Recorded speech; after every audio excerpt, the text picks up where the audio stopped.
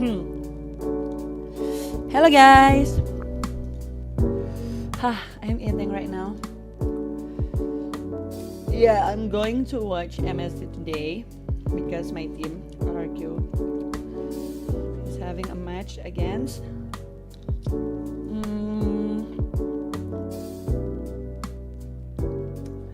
SRG guys. SRG OG. It's so spicy. Hello guys. Wait a minute, okay? I'm eating right now.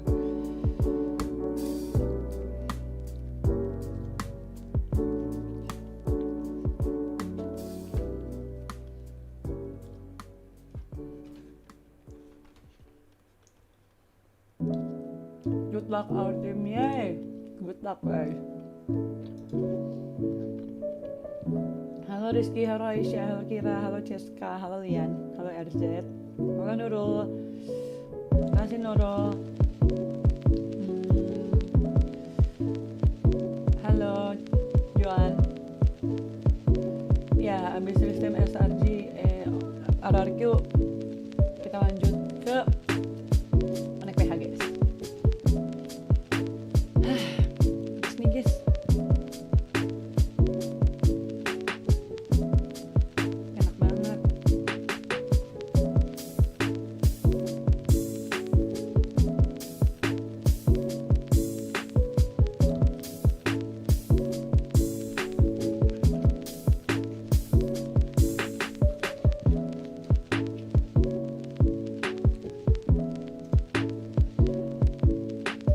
KRL.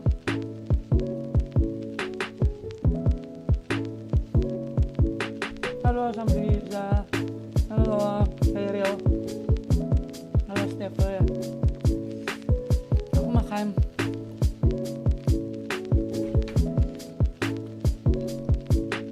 Daging guys.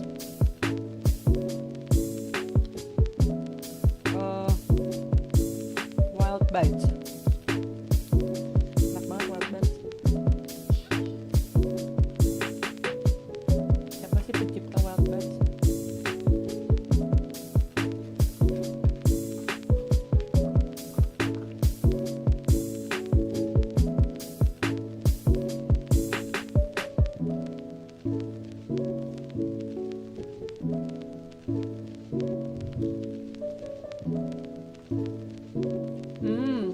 The match hasn't started.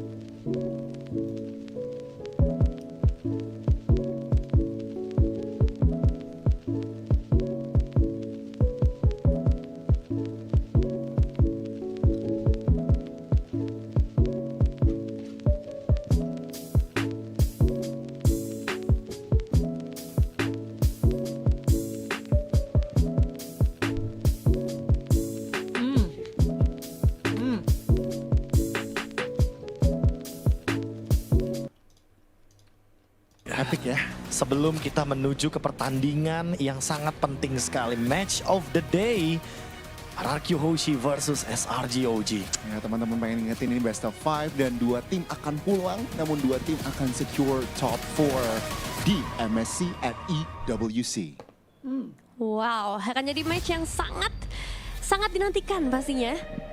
Karena juara dari season lalu, dari tahun lalu, SRG OG akan menghadapi RRQ. Goosebump. Dan melihat Nathan, aku merasa kayak ini harusnya bakal menjadi sebuah tantangan juga untuk Toy. Karena Toy itu benar-benar kayak belum menunjukkan hero-hero kayak Skylar, Nathan salah satunya. Belum keluar banyak ya, namun ya, welcome Rose, welcome Milosh. Dan kita akan melihat, mereka akan menyambut 4 tim mestinya yang akan bertanding hari ini. Anyways, my name is Rose, and once again it is an honor to share the stage with my co-host Milosh. The honor is all mine, Rose. No two ways around it. Yesterday, it was a roll-up, right? Wow. We had Team Liquid Philippines, Onyx ID. Kita biru-biru semua ternyata. Iya juga ya, biru-biru semua. Matching ya hari ini. they're going to be playing tomorrow. That's a match to really Iya, look forward ini to di recap in the sedikit. semis. Kemarin tim Liquid Filipina menang, Onyx Indo juga menang. Jadi mereka akan bertanding kembali besok. Tapi kita harus melihat dulu nih untuk match selanjutnya Aku dari pernah 4 tim hari ini. tapi nggak foto mangga doang. Kita cari 2 tim lagi nih, Be, untuk secure Halo top 4 Jaja, soalnya. maaf ya Dan kayak kita harus di say goodbye Valorant lagi aku dan udah lagi bad mood kalah. deh soalnya kalah. Yang paling gak Hopefully siap bukan tim Indonesia. Exactly, dan yang When paling you gak siap itu come adalah back here in Philippines, I don't know Kelasnya itu Jenna. loh. Let's see later, okay? ya walaupun let's say Araki menang Is hari that ini. even Araki harus question? lihat kayak kerasinya SRG. And his girlfriend, of course. Gitu sih. Ada sedikit senangnya nggak sih tapi karena Ada. revenge-nya itu. Yes, tapi kayak Mana aja coki. kita tahu lah emosional dan betapa menyakitkannya. Yeah, this is RRQ Alright, guys. With a legacy that Tim stretches pertama yang back to akan season masuk 1, berarti, their RRQ. goal at MSC 25 is clear. Reclaim your Rematch. glory and dominate your opponents. M6. Vengeance though guides their hand today versus the defending MSC champions for ending their M6 run prematurely. The road to break the forever second curse starts right here. Semoga RRQ menang, amin, And amin. of course, since RRQ was in the Balas dendam, guys. 2-0 Semoga. pool during the group draw, they picked out the defending champions of MSC as their first rival. And it is the perfect way to get their well-braved revenge since M6. It is none other than Susah, ada yang Solano nyangkut, Red guys. Giants OG Sports. Kicking off the group stages with a hard-fought victory and falling to the hands of Mythic Seal. Their journey Giants dari hasn't been the Malaysia smoothest. dan After bouncing MPL back Malaysia against champion CFU juga, and defending qualified champions for of the MSC. knockout stages, Ini adalah Selangor can Red SRG, Giants. the team Dulu kita sering melihat ketika ada tim Indonesia ketemu sama tim Malaysia dan disebut dengan serumpun. Tapi buat kali ini, nuhun. RRQ dulu ya Bang ya. RRQ dulu ini mah. Ya, memang sempat ada collaborations ya antara kedua tim, tapi sekarang competition yang akan kita saksikan antara kedua raksasa bisa dibilang. RRQ pun merupakan raksasa di Indonesia. Tim yang benar-benar akan kuat di berbagai season yang mereka lalui. Kalau kata Pak Ape, Ya. jadi Kingdom itu asik. Kenapa? Soalnya di awal musim itu kuat banget. Nah itu tapi selanjutnya nggak ada yang tahu. Pak Ape yang bilang. Pak Ape yang bilang. Titik-titik-titik jadinya ya. Iya. Kayak nggak tahu finishnya akan seperti apa. Tapi, yap, welcome SRGOG. Let's go guys. Because they Wait. took a revenge I on will us. change the language first. Apa nih namanya? MLBB Esport.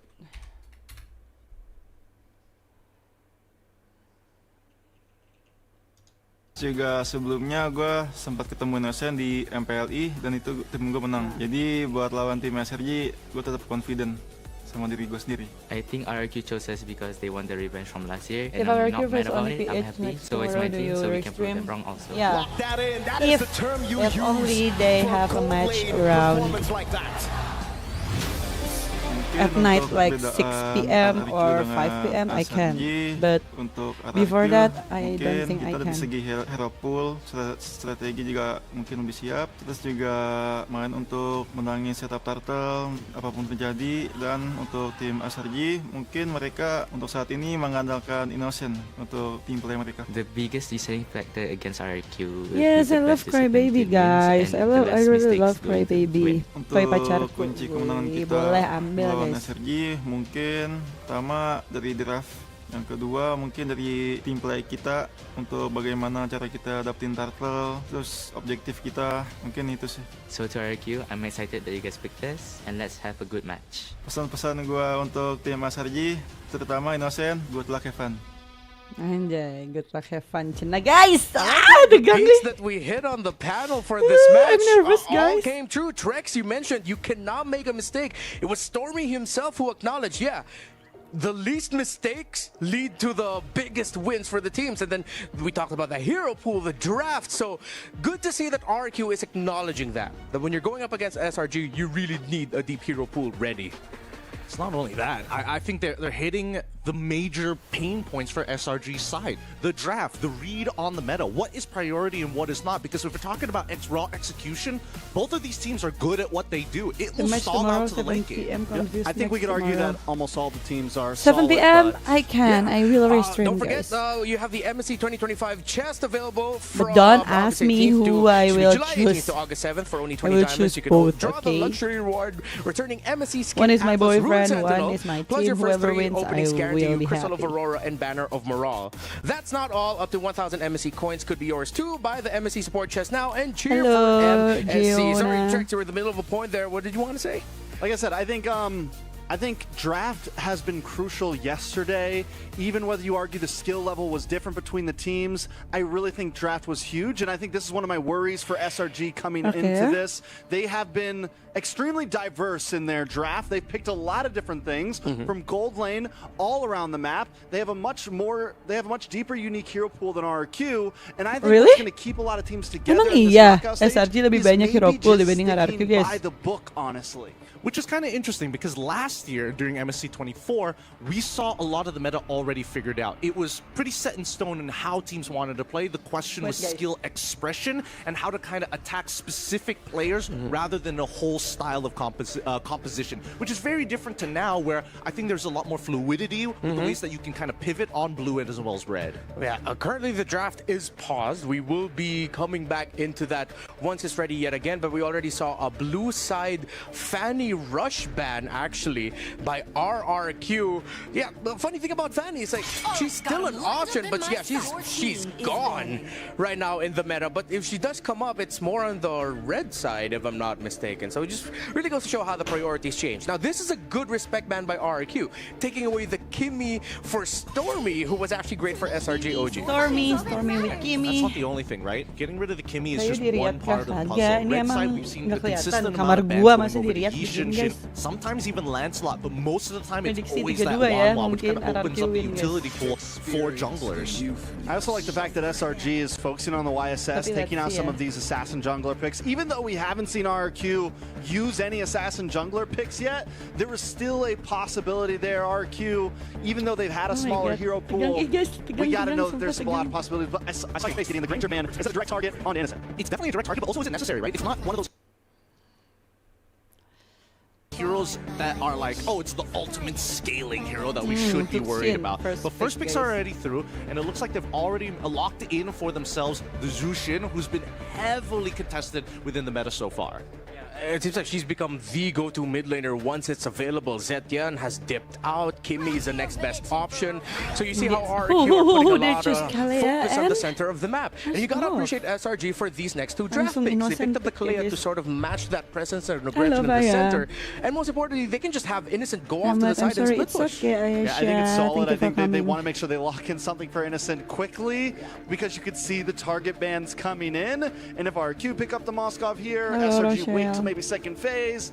Innocent has nothing left at this point. The Kalea as well, we've seen how well it does. I think it's just a solid upfront pick. They don't need to pick a mage right now because Jushin's already been picked. So if they still want something like the Farza to outrange the Jushin, they can do that as their third. I'm not going to waste the efforts of our script writers here, but did you know that SRG, 100% win rate on Kalea, 0% win rate on the Moskov. So they're trying to balance it on both sides. But RRQ, very smartly of them, the Badang into the Fredrin. They didn't go for the Arlot straight away. They might consider it later what down will the road, SRG keeping their choose, options guys? huge, which is why this is the genius of Keskute. Okay, so here's the question. Do they pick up Mage here? Do they go for something like the Farza here? Even though the Badang's on the field, I still like it against the Jushin. I like the range. I like the wings by wings. The problem is with Jungler already picked on the side of RRQ, you know some bans are going to be heading in towards SRG in second phase if they don't lock that in. Yeah, I think we're all in agreement that the Farza should be coming out here now for SRG or their mage, but something that deals damage, not utility mage. You need that raw damage output to help bridge for the Moskov Moskov to come in. They went for damage, but not in the mid lane. They picked up the Lancelot. Okay, I think it's still fine here. Knowing Stormy's hero pool, I want to see whether RRQ have done their homework to kind of force him to dig deep, right? Because there's still the possibilities of, hey, as long as we have Kalia, we force our opponents to take a majority of their spells to be Purify over the Flicker. The only exception being the Badam. I He can build, think things like Sekis never Thunderbolt to kind of used. scale and protect I itself don't later know down actually. the line. I think Is the he SRG using have already taken that into consideration. Now it's about finding a utility winning matchup hero for Cram like for Red Fredren, 4. Baksha as a jungler, or he only I use think you still have heroes as a such hero as the guys? CC available. You know, those heroes like, we've come to agreement for Cram. He needs a hero that can stand in front, spam stickers. Glue's also a possibility, something that can deal with the Fredren Okay, here, something that can whatever. cause a little bit of crowd control to What kind of team will you counteract that. support? Masha Ban I on the side already of stated SRG. in the beginning of my live It's stream, good. guys. It's Whoever really wins, good, I because will how be many happy. games have you seen RRQ just be like, Because hey, we're about to one lose, is what's my going team on? and the Masha other is my shows up, boyfriend. double kill, Okay? triple kill. Whoever lose, Okay. I will be Good, sad. So predicted what ban there will by I SRG. feel? I don't feel And RRQ anything. are Okay. now, as you mentioned, Trex focusing down on the mid lane. They're gonna take out the even. I wonder if RRQ is within the line of thinking of, you know what? If they pick up the Farsa, we might just be able to deal with it. Is that safe to go down that route? I mean, I think there's all Farza's like made. There's so many counters to Farza, but also any good Farza player can always wings by wings away, either picks up the Purify, Will they picks up the ban Flicker, something of that Stormy nature. But I hero? like the E-ban, RRQ? something that could kind of give the Fredren a little bit of trouble, kind of Eh, lock it inside yeah, of the Stormy- box. So Stormy I think will it's go definitely a RRQ. well done pick. CC ban Cram on the juga side of bagus nggak SRG. sih, Gideon. backspinnya? I'm telling you, R4 is for Cram right now. They're making sure they're getting rid of the awkward picks, right? You're getting rid of the CC, so even if he does have to play Phoveus into Glue, it's not the worst, but there's just no reason Why to they do ban it right CC? now. It's better for him to actually go into the Glue at this point of time because Oh, RRQ so have they- already they locked in think- their I think mage, so there's they no think Badam immediate will counter go- pick to it.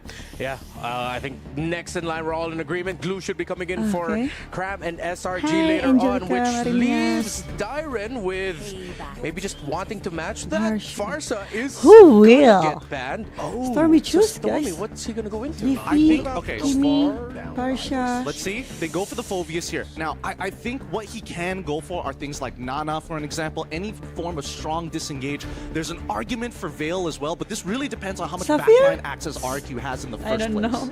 I want to see something with range. I was thinking maybe the Novaria, Actually. something of that nature, something that doesn't have to get too close and personal. The ZTN is kind of falling off, I feel like, a little bit in terms of meta, so I don't think it's going to pop up here, and it's not something that has a Flicker and with an Assassin as your front line. They banned you need to Kimi, make sure guys. your mage is going to be There's safe no when way this Stormy Lancelot will choose goes and Kimi. leaves the mage behind. Yeah, I think Kagura, whoever they end up in the mid lane for yeah. SRG does need a good amount of distance and can mess it up. RRQ go for the Claude.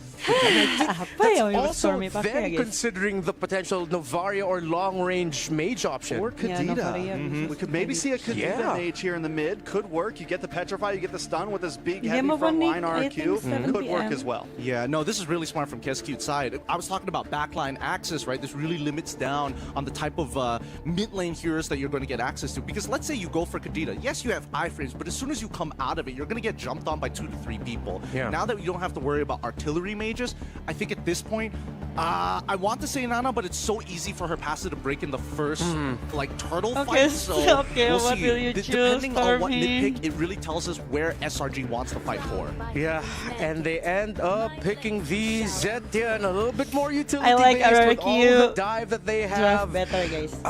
Again, Zetian has struggled, but at least it's paired up with a Lancelot in the jungle, so it's not an overload on think that utility. is good. I think across the board, we're all vibing a little bit more towards RRQ's drafts. Yeah, I'm Bye, definitely Rahel. vibing a little bit more towards RQ's draft. I think a lot of things is going to come down to how this Lancelot gets played, how good it's able to perform in the pit, Let's can they secure go. first turtle, Let's etc., go, etc. RRQ. Yeah, so it feels like the SRG lineup is a little bit more complicated to pull off, while RRQ just has a very solid foundation. Play Yeah, around yeah, the I do Batang, agree that Lapu, RRQ Juicin, has and a Fred. solid Let's go, foundation. bring it in nice Better to than- call game number 1. Really better than...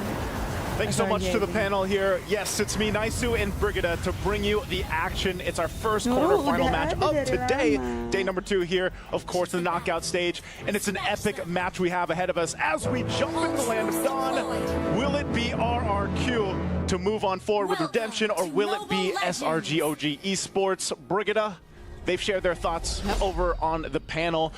I gotta say, I gotta lean towards the same sentiments here. I'm thinking RRQ's draft. I like it. What do you think? I have to agree with them as well. There are just too much things that RRQ have already secured even prior to that game in terms of picks and in terms of battle spells, which will make things a lot more easier. And it does feel like Stormy was left with very little options in terms of the mid lane pick. And we put a lot of focus in terms of the mid laners in the current meta. So we'll see how SRG gets to actually pull off this entire idea. Because again, even just in terms of purify, like Rinz and Toy already have that. And we might have to back up other ways to force it out of RRQ if they want to make the Kalei a bit more useful. Yeah, and looking at the emblems here, Kamu juga kalau misalkan nongkrong di suatu tempat terus teman-teman kamu nongkrong tanpa ajak kamu mau datang tiba-tiba kan nggak mungkin.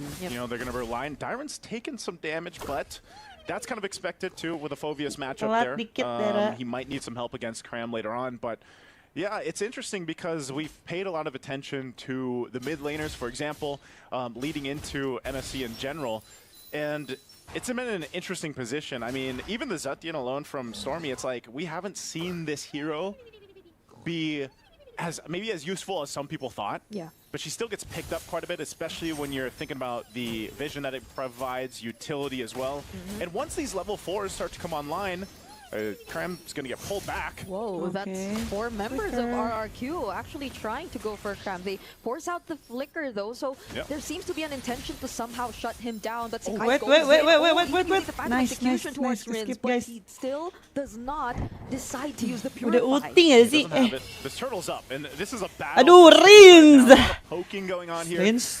There's a jump in from Edok, but they just want to fight for it. Okay, the ultimate's already committed as well. They somehow have a bit of control here, but that's the Dark Wave knocking up 2 members from RRQ. Dyren goes to the back lines though, and it's still Sikai who gets the secure. Nice, Toy, nice!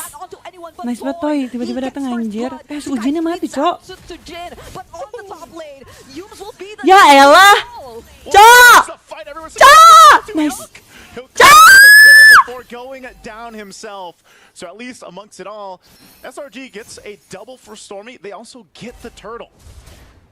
Tapi Stormy posisinya bagus banget anjir. Dia Zetian masa nggak mati, Cok?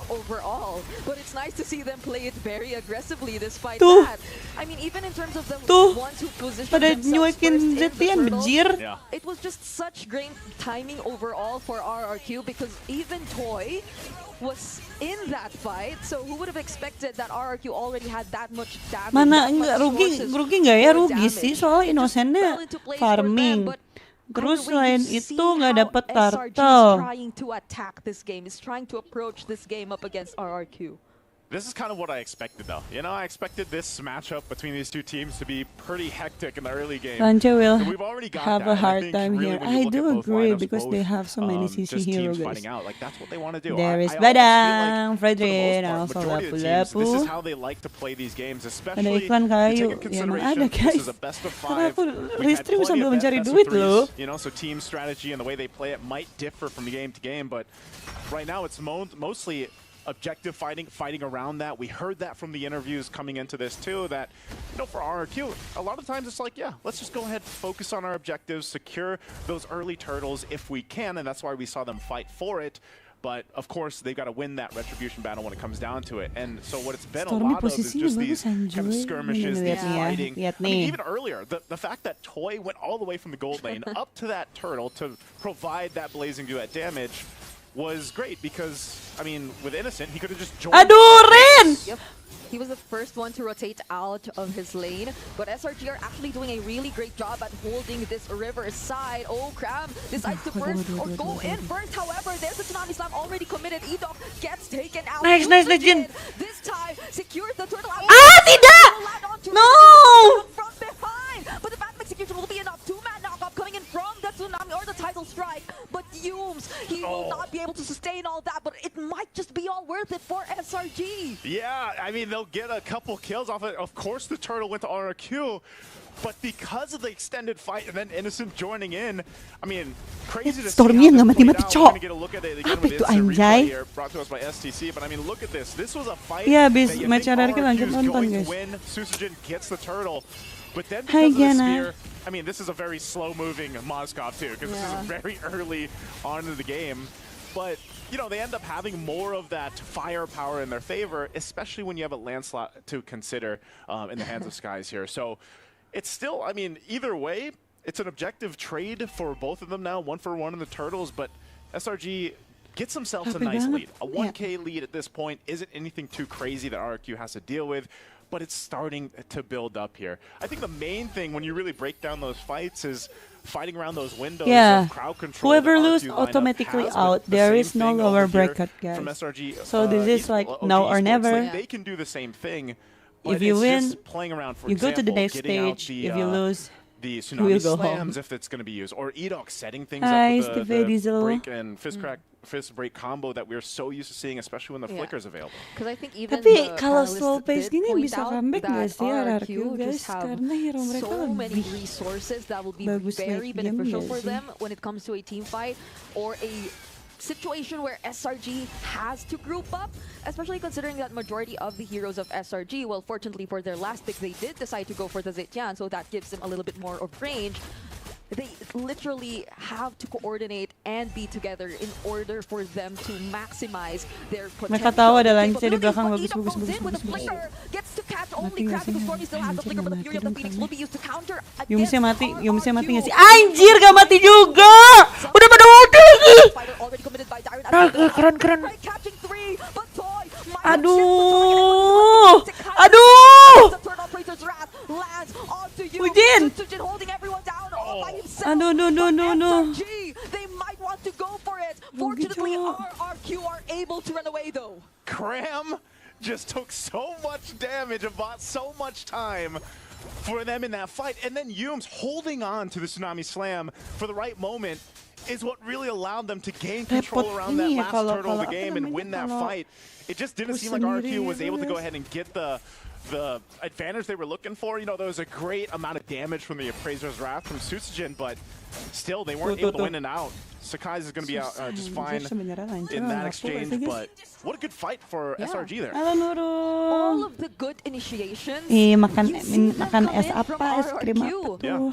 But eventually, SRG OG, they're just so consistent in finding ways to bounce back, to counter-engage up against this team of RRQ, up against all those potential fist break, fist crack setups. We see that come in, but there's a conceal play coming in from RRQ. They don't fully commit just yet, though.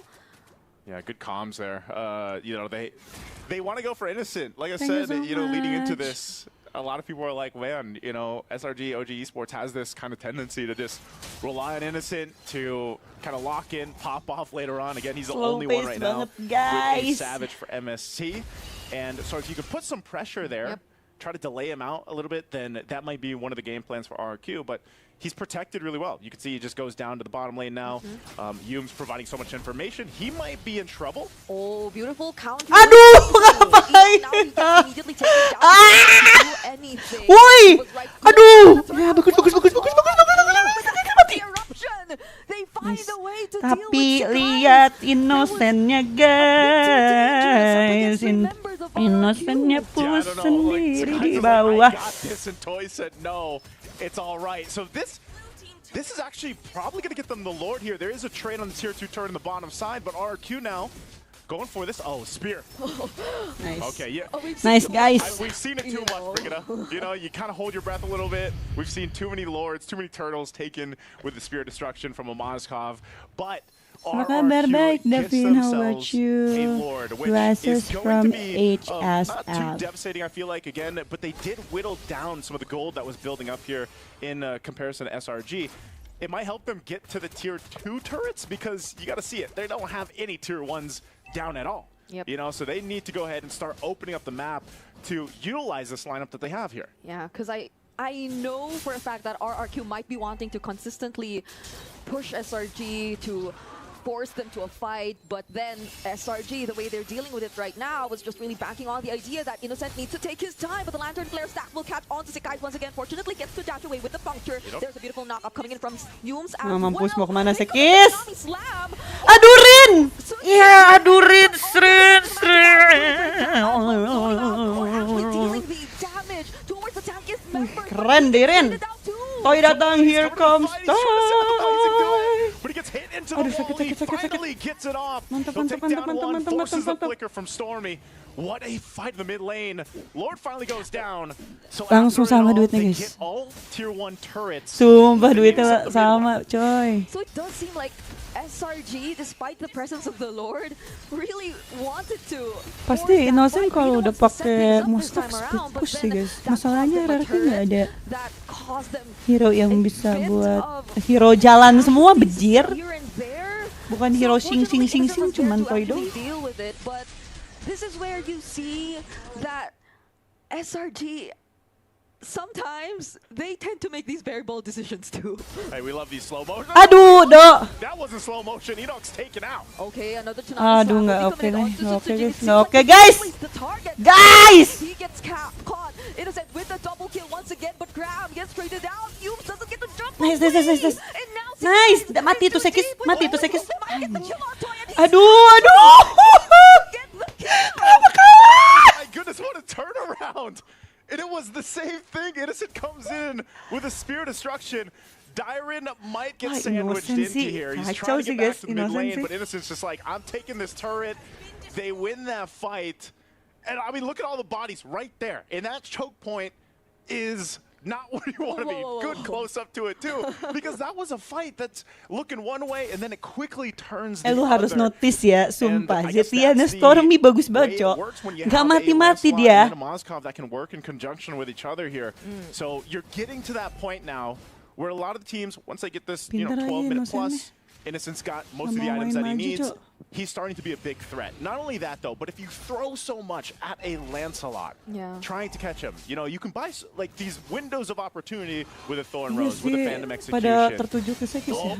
There it is. Another surprise engage Fury of the Phoenix as well committed just to Mantap, bro. Mantap mati tuh Innocent. Let's go. Tapi nggak ada Ujin, anjir. That was such a good kind of fight back from RRQ. Sakai Ada is still Ujin, up. He harus might nunggu Ujin try hidup to nggak sih? delay Apa that. It's berani? only Innocent and Cram that are down. So as the three are still alive from SRG OG Esports, they can actually delay this and stop them from taking the Lord here. Oh my goodness. That's what they're going to do. They might just get Lepas a 2-1 anjir. in the mid lane Kalau for bagi Stormy sih, RRQ. enggak, They anjir, could udah start lepas this up, gila. but by that time, Innocent could join this fight with a Spear of Destruction. Cram's already back up, so they'll do everything they can to stop this out. And this has been such a pendulum. Bawah jelek, Cok. Bawah RQ's got this Lord. jelek. SRG will fight it out too. So now with everybody back up, they're ready to fight for the Lord here. Yeah, they gotta be Aduh, udah dipakai lagi ulti Idok, Cok. And also Aduh, Idok udah pakai ulti, Cok. Aduh, dapet Sekis ini. Gak ada Toy.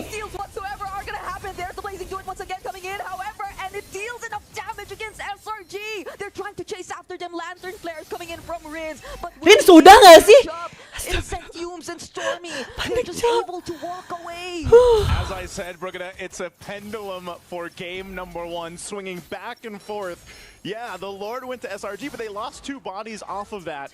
So this could be cleared out, but this is also the power of Moskov. Innocent rolls right up top, takes the tier 2 as well, because he knows RQ's got to deal with this. Well, he throws the spear down, but he knows Susujin's there as well. So this is... Oh, it is actually... Demi apa sih? Whoa.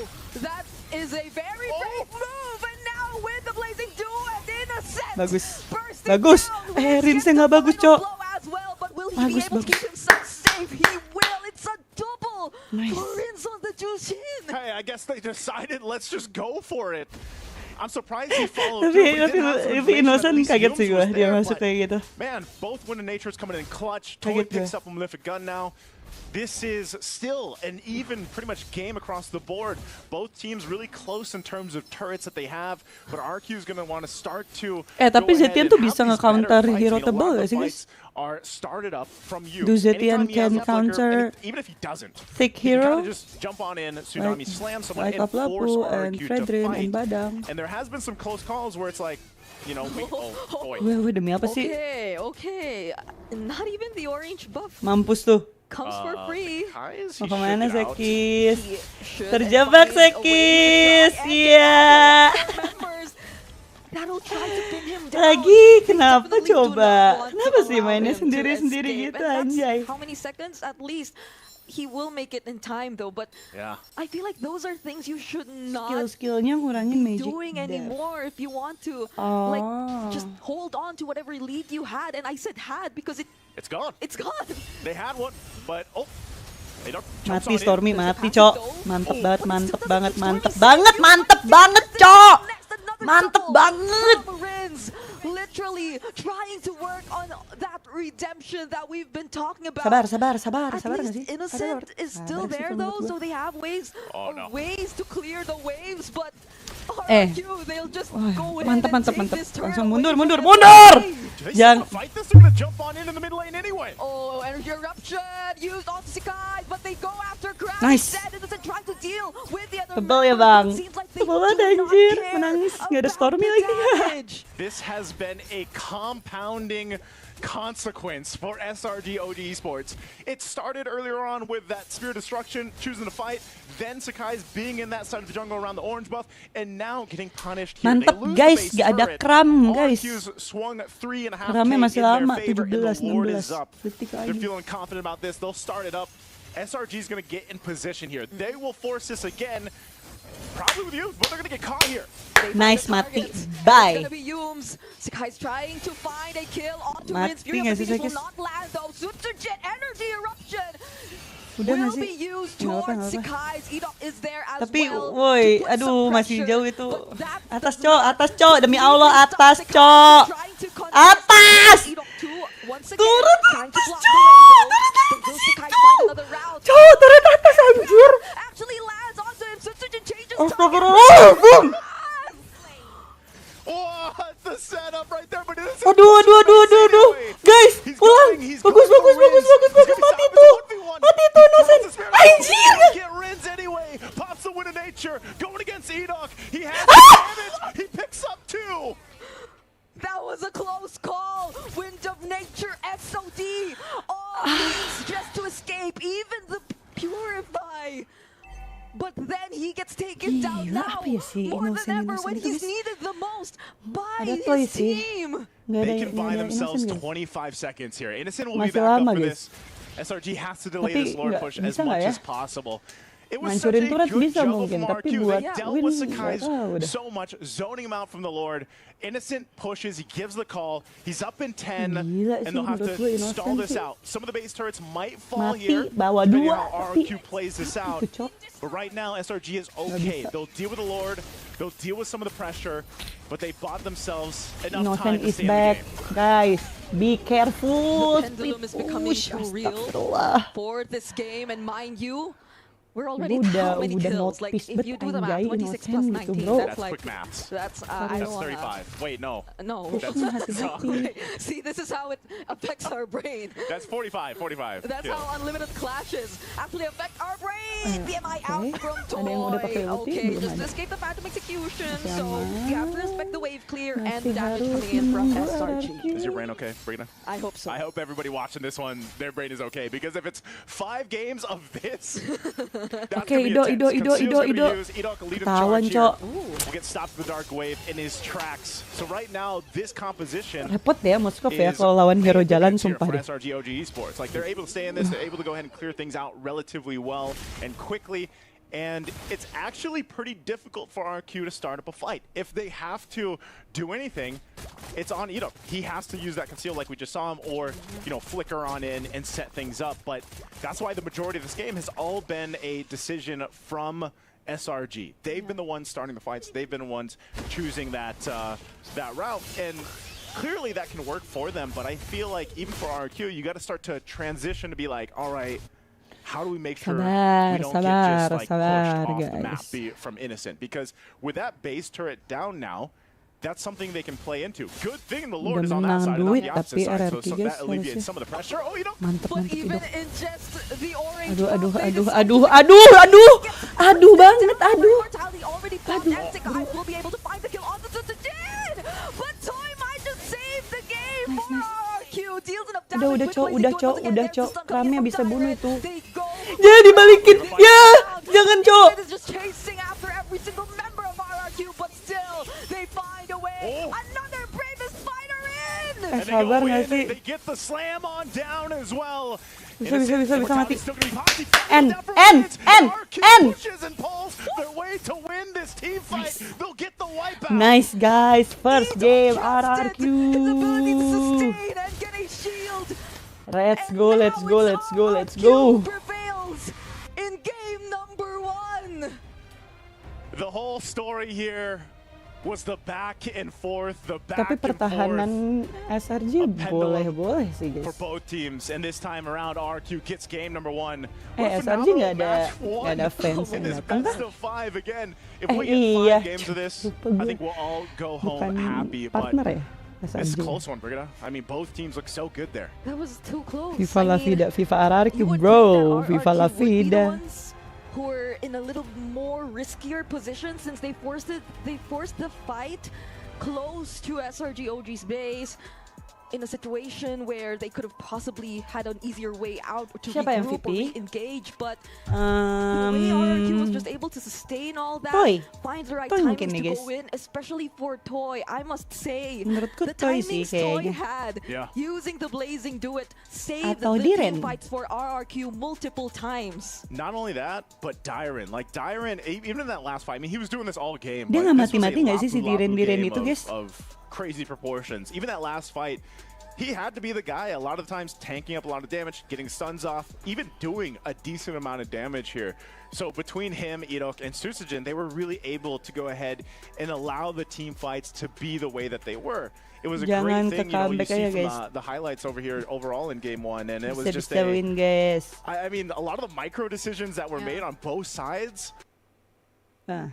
were good. I would say Lagging. the SRG OG Iya dong, esports, Diren RG nggak OG mati-mati, esports Cok. Diren made MVP more sih mistakes menurut here. gue. And that seems to be, of course, the case of the game, right? The team that makes more of those mistakes is usually going to lose the game. And it's weird because I feel like all those mistakes were magnified whenever they were clearly in the lead. Yeah. So that's like for majority of the first few minutes, no, not even, like the mid portions of the game where it feels like individually SRG kept doing things away from the other members of their team, away from their teammates. So Yep.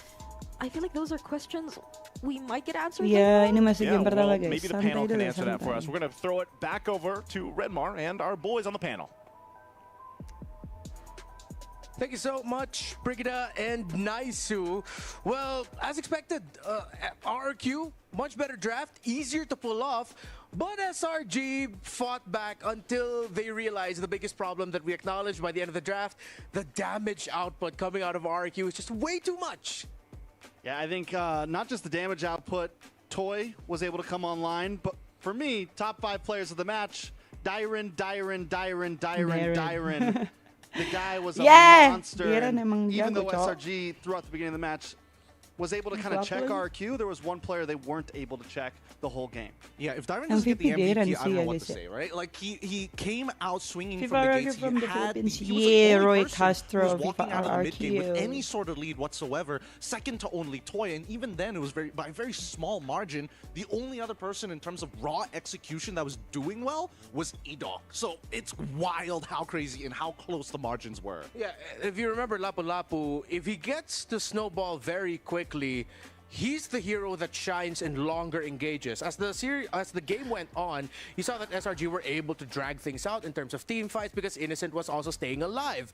But then Dyron's happy. At one point, behind the scenes, Trex exclaimed, "What the Diren heck is sih that nggak sih, cooldown?" guys, He just kept MVP-nya, getting his guys. bravest fighter so quickly. Yeah, I mean, in the matter of a fight 2 times, and he saved the second one for a bit farther into the fight. So, I mean, it's definitely insane. And without Dyron, I don't think RQ would have been able to pull through on that series. I agree. I think that, overall, Toy was playing a strong game. His first item power spike honestly felt when he got the Trinity, and as soon as he got the one where we saw his initial win over some pretty, I want to say overextensions from the side of Innocent, but he's doing it at a time where technically there's nothing to fight over in the map, and the Lord was kind of walking down on bottom side. Overall, this match was a lot closer than what most people would imagine, right? It was about how close can you execute, and really how much value can the mid laners get out of their spells. Yeah, it was 51 kills in 20 minutes minutes and RRQ 36 seconds. It semifinals. was definitely a close game because you also got to see Whoever SRG wins, I'm recalibrate a happy, bit, and guys. at some Stop point they asking were me just that like, question, okay, It's these team fights are. it's are tiring for me for to us. Let's just see answer if we can that, get guys. get Come Warlord, on. Get Innocent to split push, which was unfortunately. If just you checked were in my really shoes, well you will by feel the RRQ. same. Real You quick, don't know I who wanna look to at the Sakai here. Do choose. you think You this is know, more of one a- is your he boyfriend, the had love way of more your mistakes life, than and he the had other good is moments where for you Sakai's, where you or work, it's the place where Izon you and work. even So Suzuki just yeah, whoever checking him wins, way too I good. will be I wouldn't even happy. say that. I don't know. I don't think Sakai's made too many mistakes. That's it. In the beginning of the game, I was literally honoring him with how well he was sticking close to his team, even though he was assassin, playing around innocent. SRG played their composition very well, better than what I thought their draft was going to do, honestly. Yeah, agreed. Yeah, I think this is one of the few examples of an MLBB game that is by far the most exciting because both sides understood what their compositions wanted to do, and trading is a top priority. You never kind of want to walk away saying, oh, I lost 3 for 2, right? You always want to be 1 for Who 1. you think gonna 50-50 win? I'm from the every single time Philippines, you but engage for your me, I want opponent. to RRQ in Well, these two Messi. teams have set the bar not only It's for the the series, same but I feel freaking like for the day question. with that For me, monster in my opinion, 51 it's the kill same game freaking in question. game number 1. I want to RRQ or answer that. SRG? Let's see what Whoever adjustments wins, will I be will be made when we happy come as back long from as the it's break for game number RRQ 2. or Brusco. That's it.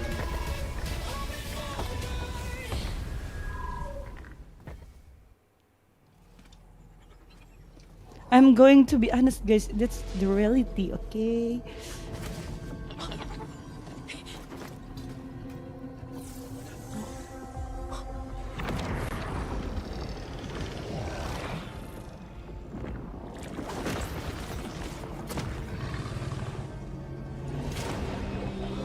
Kirain kayo kariat.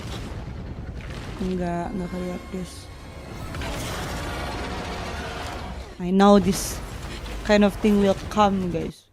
People will ask me that kind of question and I will be confused as well. Mbak Yu, moderatornya ngajak gelut. Yeah, for you. Okay, Roy Castro, that's good. For me, RRQ also the best.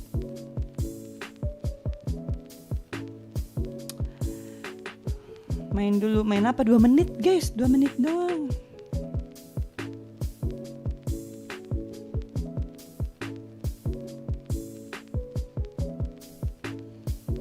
Gue sih pengen mainnya main Roblox guys.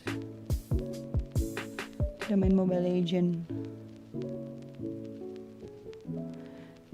3-1 RRQ kayaknya guys. Sekarang tadi 3-2, sekarang 3-1 guys, 3-1. 3-0 gak sih? SRG tuh tidak separah itu sih menurut gue buat gak ngasih skor ya. Cuman ya kita lihat saja guys. Bisa main Roblox. Kagok guys. Kalau mau nanti malam habis match semuanya.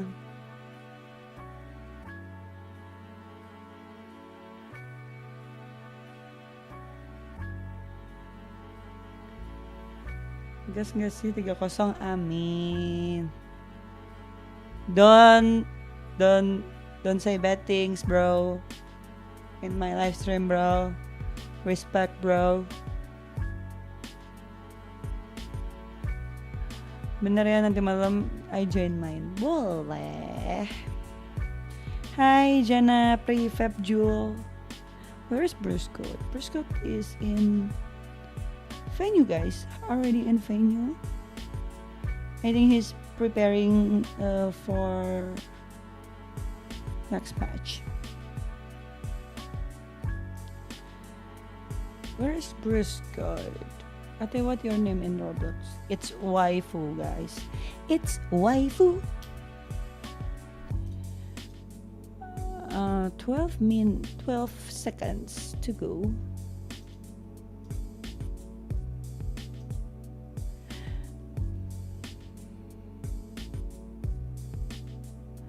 Kayo nggak ikut kata Lia Kriat. Itu yang Kriat orang-orang terpilih aja guys. As simple as gua tidak terpilih aja gitu bro. Jadi gua tidak kesana. Kalaupun gua kesana, gua membutuhkan money. Harus pakai duit gua sendiri guys. Kayak gua M6. Kayak gua M6 tuh pakai uang gua sendiri.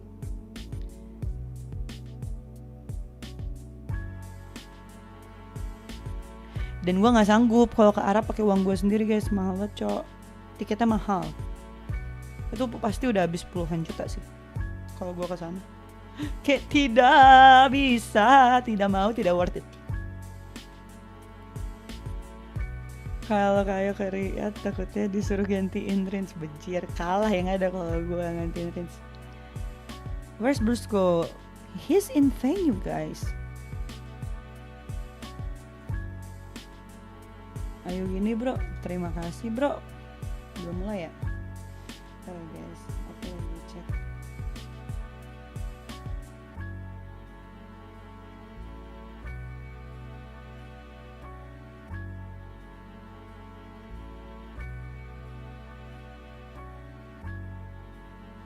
Aku lagi cek endorsement nih guys, sebentar ya.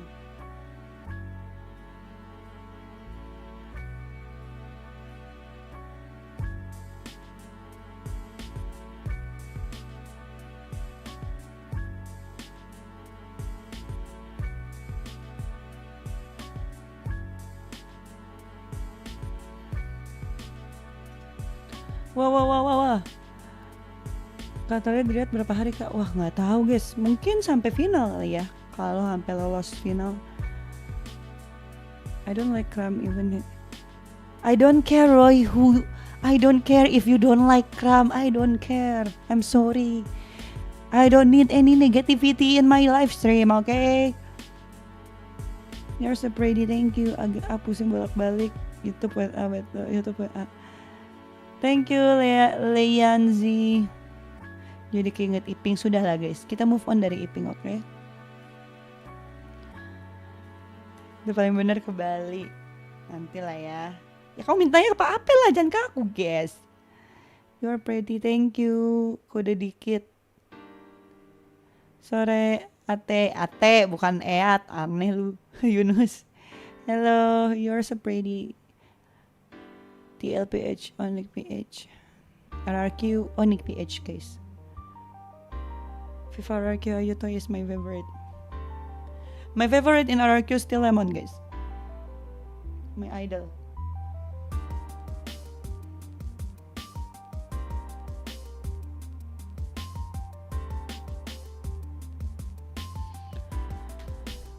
Papa kirim ke Ayu ke Riyadh, Papi.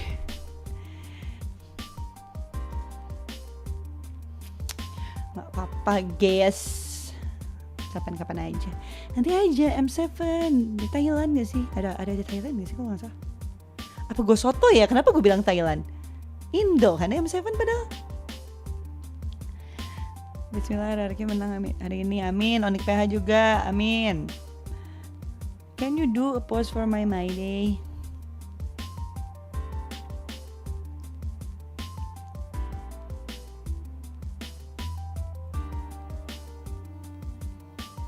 Ya Fafe Ayu gak bisa bahasa Arab. Anjir bener lagi Yunus. Bener banget gue gak bisa bahasa Arab guys. Iya di Indo kan. Sawadikap, kapung kap. M7 di Jakarta gak sih? Iya makanya gue salah guys sih. Kenapa gue bilang Thailand ya, soto ya habis anjay. Kenapa Thailand? Tak Thailand. Kenapa Thailand? Yang aku pikirkan. Tiba-tiba dangdut anjay. Ayo I love you too you Yato. Assalamualaikum kan bahasa Arab guys. Iya tapi cuma bisa assalamualaikum astagfirullah doang masa. Thank you pretty girl, you're welcome. Thailand mah obrolan honeymoon kamu sama Brusco kali. Gak mau, siapa yang honeymoon, aku mau ke Thailand. Aku kalau nikah sama Brusco maunya ke Jepang guys, karena kita wibu anjay.